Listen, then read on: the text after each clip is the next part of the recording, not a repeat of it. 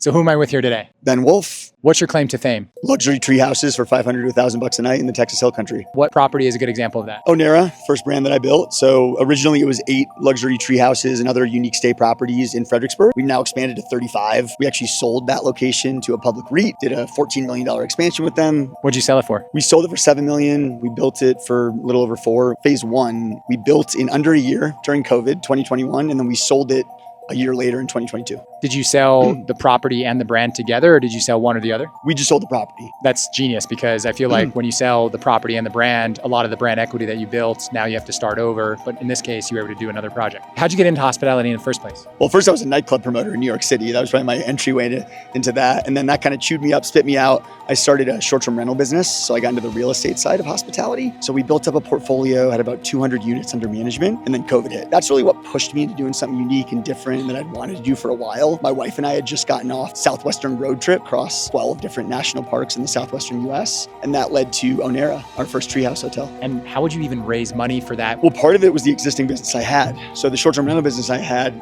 income to show for, which helped me get a loan from the bank. I also had clients that I had made money on the short-term rental management side of things. So it was very easy to raise money from them. It wasn't a massive project. I was raising like $1 million in equity.